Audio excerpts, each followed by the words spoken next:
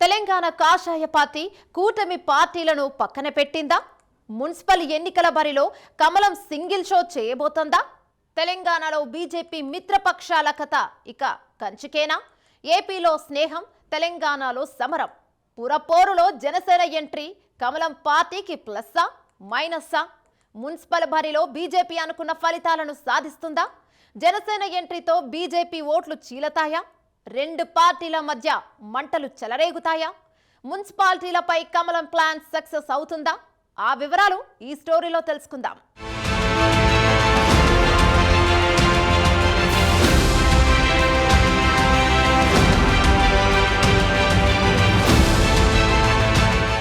తెలంగాణ రాష్ట్రంలో రోజురోజుకు మున్సిపల్ ఎన్నికల వేడి పెరుగుతోంది. ఈ ఎన్నికల్లో ఎలాంటి పొత్తులు లేకుండా ఒంటరి పోరుకే సిద్ధమంటూ కమలం పార్టీ కీలక నిర్ణయం తీసుకుంది. ఏపీలో జనసేనతో మైత్రి కొనసాగుతున్నా తెలంగాణలో మాత్రం సింగిల్గానే బరిలో దిగుతామని స్పష్టం చేసింది. గ్రామ పంచాయతీ ఎన్నికల ఫలితాలను బలంగా మార్చుకుని మున్సిపాలిటీల్లో సత్తా చాటాలనే వ్యూహంతో కాషాయ పార్టీ అడుగులు వేస్తోంది. అంతేకాదు సర్పంచ్ ఎన్నికల్లో గ్రామాలపై సాధించిన పట్టు మున్సిపాలిటీ సెగ్మెంట్లపై సాధించాలనే పట్టుదలతో వచ్చే మున్సిపల్ ఎన్నికలకు బీజేపీ ప్రణాళికలు రచిస్తోంది. ఫలితాలు ఎవరికి మొగ్గు చూపుతాయన్నది అటుంచితే జనసేన ఎంట్రీతో బీజేపీ మూడు మారినట్టు తెలుస్తోంది. అంతేకాదు ఆంధ్రప్రదేశ్లో అలయన్స్, తెలంగాణలో ఆల్అవుట్ అటాక్ చేస్తోన్న బీజేపీకి జనసేన ఎంట్రీ ఓట్లను చీల్చి కమలానికి గండి కొడుతుందా, లేక రెండు పార్టీల మధ్య మంటలు రగిలిస్తుందా అన్న సందేహాలు ఇరు పార్టీల్లో హాట్ చర్చ జరుగుతోందట.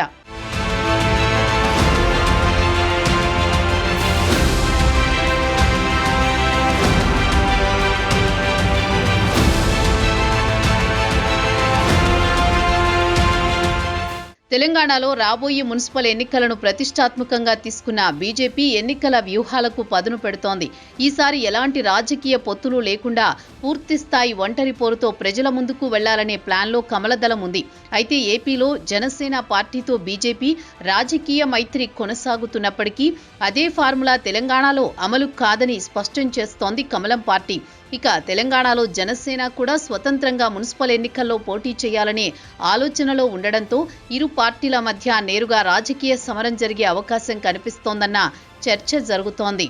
తాజాగా జరిగిన గ్రామ పంచాయతీ ఎన్నికల్లో గ్రామ స్థాయిలో పార్టీకి లభించిన ఫలితాలను ఆత్మవిశ్వాసంగా తీసుకుని పట్టణ ప్రాంతాల్లో జరిగే మున్సిపల్ సెగ్మెంట్లలో అదే ఊపును కొనసాగించాలన్న వ్యూహంలో కాషాయ పార్టీ ఉన్నట్టుగా తెలుస్తోంది.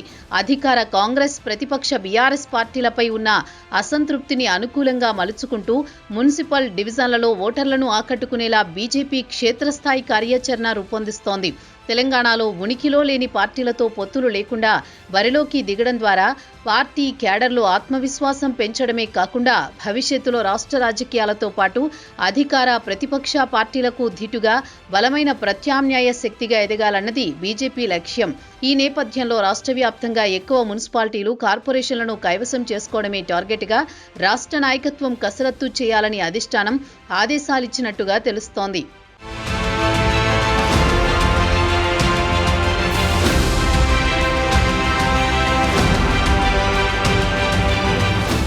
అంతేకాదు అభ్యర్థుల ఎంపికలోనూ గెలిచే సత్తా ఉన్న నాయకులకే ప్రాధాన్యమివ్వాలనే ఆలోచనలో పార్టీ ఉన్నట్టుగా తెలుస్తోంది. రికమెండేషన్ పనిచేయదు, నేతల వెంట తిరిగితే టికెట్లు రావు అన్న సంకేతాలు రాష్ట్ర నాయకత్వం ఇప్పటికే ఆశావహులకు ఇచ్చినట్టుగా సమాచారం. ఆయా సామాజిక వర్గాల సమీకరణాలు, స్థానిక పరిస్థితులను బేరీజు వేసుకుని టికెట్లు ఇవ్వనున్నట్లు పార్టీ వర్గాలు స్పష్టం చేస్తున్నాయి. ఎన్డీఏ భాగస్వామ్యులైన టీడీపీ, జనసేన పార్టీలతో ఎలాంటి పొత్తు లేని ఈ రాజకీయ పురపోరులో కమలం పార్టీ ఎంత మేరకు సత్తా చాటుతుందన్నది ఇప్పుడు తెలంగాణ రాజకీయాల్లో హాట్ టాపిక్గా మారింది. అంతేకాదు ఏపీలో ఉన్న డబుల్ ఇంజిన్ సర్కార్ ఫార్ములా తెలంగాణలో తూచ్ అవుతుందన్న అంచనాలో తెలంగాణ బీజేపీ ఉండడం సర్వత్రా చర్చనీయాంశంగా మారుతోంది.